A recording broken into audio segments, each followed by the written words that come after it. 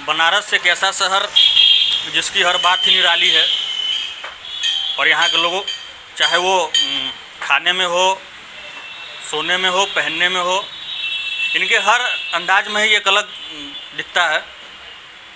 ऐसा माना गया है कि बनारस के लोग चाय और कचौड़ी के बिना नहीं रह सकते हैं।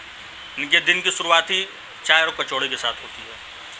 वैसे तो बनारस में हज़ारों चाय के दुकान आपको मिल जाएंगे जो 24/7 चलते हैं, लेकिन मैं आज एक ऐसे दुकान पे हूँ जो एक आम चाय दुकान से काफ़ी हटके है और जो इस दुकान के जो ऑनर हैं वो भी काफ़ी नॉर्मल लोगों की तरह नहीं है, काफ़ी हटकर हैं। इनके बारे में ये कहा गया है कि ये पहले काफ़ी अच्छी नौकरी करते थे, दिल्ली में रहते थे, लेकिन इन्होंने यहाँ के लोगों के अंदाज को भांपते हुए और बहुत बड़ा रिस्क लिया। सारे काम को छोड़कर ये बनारस में इन्होंने अपना चाय का स्टॉल डाला और स्टॉल भी ऐसा वैसा नहीं, जो दिखने में बहुत प्यारा है। मैंने कम से कम बनारस में तो इस तरह का चाय का दुकान नहीं देखा। ये अपने आप में एक बहुत बड़ा इन्वेंशन है बनारस शहर के लिए। तो आखिर में उन्होंने इतना बड़ा रिस्क क्यों लिया और कितने प्रकार की चाय बेचते हैं, किस चीज़ से प्रेरित होकर उन्होंने ये दुकान डाला, उनसे ही जानने की कोशिश करते हैं। सर, आप अपना नाम बताएं। कौस्तुभ पांडे। बनारस में लोग 5 रुपये का चाय पीते हैं और बड़े आनंद के साथ पीते हैं। जी, आपके बारे में ये पता चला है कि आप शायद पहले जॉब करते थे, वेल सेटल थे। हाँ, बहुत पहले करता था सर, लेकिन बहुत पहले करता था, लेकिन जॉब एक मतलब वो नौकरी जो होती है उसमें ई की मात्रा हटाइए तो नौकर होता है। तो वो रियलाइज़ होने पे और वो प्रेशर और वो जो चीज़ें बोली जाती थी वो मुझे थोड़ा सा थ्रोबैक में सही नहीं लगा, जिसकी वजह से मैंने नौकरी ड्रॉप की, एक बिज़नेस शुरू किया। पेंडेमिक के कारण वो फ्लॉप हुआ और पेंडेमिक ख़त्म हुआ तो मैंने इसको शुरू किया और इसको जो शुरू किया वैसे ही फिर पेंडेमिक आया और 2 महीने की बंदी हो गई। तो एक आपने इतना बड़ा रिस्क लिया है। लोग पढ़ाई लिखाई करके बड़ा बड़ा काम करते हैं, मल्टीनेशनल कंपनी में जॉब करना चाहते हैं, लेकिन आपने बनारस को एक बिल्कुल ही अलग चीज़ दिया। मेरे समझ से तो बनारस में इस तरह का दुकान मैंने देखा नहीं।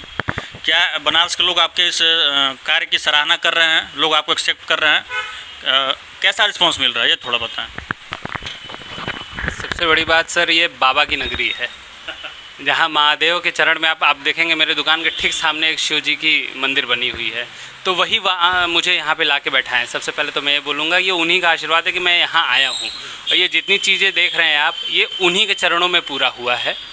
आप यहाँ जितना भी सेटअप देख रहे हैं, पहले तो मैं यहाँ के शॉप के बारे में बता दूँ। यहाँ मोर देन 150+ फ्लेवर्स ऑफ चाय है और 100% ऑर्गेनिक है, कोई एसेंस नहीं है। आप चारों तरफ देखेंगे अलग अलग नाम की चाय पत्तियाँ रखी हुई हैं। तो ये सब चाय हैं, चाय पत्ती के ये नाम हैं और 150+ फ्लेवर्स हैं। 15 रुपये से लेकर 600 रुपये तक की चाय हमारे पास अवेलेबल है। तो सबसे ज़्यादा आपके पास किस आयु वर्ग के लोग आते हैं? युवा रहते हैं, कॉलेज गोइंग लड़के रहते हैं या डॉक्टर लोग रहते हैं? किस तरह के लोग आपके पास आते हैं और उनका रिस्पांस क्या रहता है? क्या वो दोबारा फिर से आते हैं? सर, ये बहुत प्राउडली मैं बताना चाहूँगा कि BHU के डॉक्टर्स तो यहाँ बैठ रहे हैं, PhD स्कॉलर्स यहाँ बैठ रहे हैं, लेकिन सबसे बड़ी बात यहाँ से दूर करीब 16 किलोमीटर सारनाथ से लोग आ रहे हैं, अल्टरनेट डेज आ रहे हैं। अभी कुछ देर पहले चौक से आए, वो रोज़ आते हैं चौक से। अब वो काम से फ्री होंगे, रात को वो आएंगे एक बार ज़रूर पीने और मैं उनके लिए इंतज़ार करता हूँ। वो आएंगे, वो पिएंगे, तब मैं बढ़ाता हूँ। कभी कभी मुझे 11:30 बज गया क्योंकि वो अपने काम से फ्री हुए, उनका फ़ोन आ गया तो मैं उनके लिए वेट किया, क्योंकि मैं अपने इस शॉप से बहुत दूर रहता हूँ, लेकिन उन कस्टमर के इंतज़ार में मैं रहता हूँ क्योंकि उनका मेरे साथ एक अलग रिलेशन बना है। वो कस्टमर कंटिन्यू कस्टमर बने हैं और वो इतना लव दे रहे हैं कि उनके लिए मुझे रुकना पड़ जाता है। तो चाय बार, ये नाम आपको, ये जो आपने चाय का जो चाय बार नाम रखा है, इसके पीछे का क्या कहानी है? किस आधार पर मतलब अपने इस दुकान का नाम चाय बार रखा, कैसे आइडिया आया? बार से तो सर देखिए, आपको खुद फीलिंग आ जाए कि बार क्या चीज़ होता है और बार से बहुत लोगों का नुकसान होता है। अच्छे अच्छे घर उजड़ जाते हैं बार से, लेकिन ये जो बार है ये जीवन भी बनाता है, इसका लोग आनंद भी लेते हैं और इसको पीने के बाद मज़े भी लेते हैं। उसको पीने के बाद आप होश भी खो देते हैं और शायद किसी को नुकसान भी पहुंचा देते हैं। तो इस बार में एक सबसे बड़ी यही चीज़ है। दूसरी चीज़, इस बार में एक दूध की चाय तो आप जो पी रहे हैं ठीक है, लेकिन और में जितनी चाय हैं उनसे डिफरेंट रोगों को भी आप ठीक कर सकते हैं। माइग्रेन की प्रॉब्लम है, गैस की प्रॉब्लम है, यहाँ तक कि कैंसरस की प्रॉब्लम है, ये सब चीज़ें चाय के द्वारा ठीक की जा सकती हैं। तो मेरे पास ये सब चाय हैं। आप जापान में देखेंगे तो 100 के ऊपर के 100 से ज़्यादा के आयु के लोग जीते हैं, 100 से ज़्यादा लोग जीते हैं। और यहाँ पे हमारे देखिए 60, 70, 50 हुआ नहीं कि लोग एक्सपायर कर जा रहे हैं। तो दूध की चाय एक तो बहुत ज़्यादा हेल्दी नहीं होती है। सबसे बड़ी चीज़, आप जितनी भी चाय देख रहे हैं वो खोल के रखी हुई है और तंदूर पे वो पकती चली जा रही है, तो उससे और कैफीन लूज़ कर रहा है, वो और पॉइजनस हो रहा है। हम एकदम ताज़ी चाय बनाते हैं। आप जो चाय बोलेंगे वो उसी समय बनेगी। कोई भी चाय कुछ भी बन के नहीं रखा रहता है।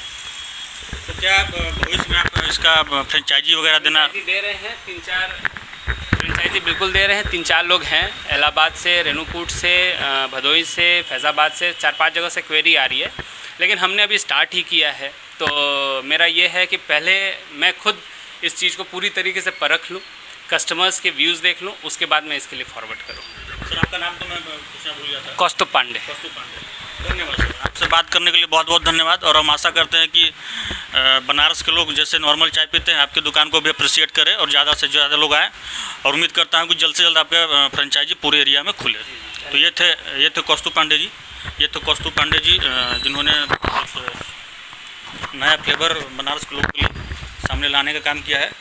और इसी तरह से हम और भी लोगों तक पहुंचेंगे जो बनारस में कुछ अलग हटके कर रहे हैं। धन्यवाद।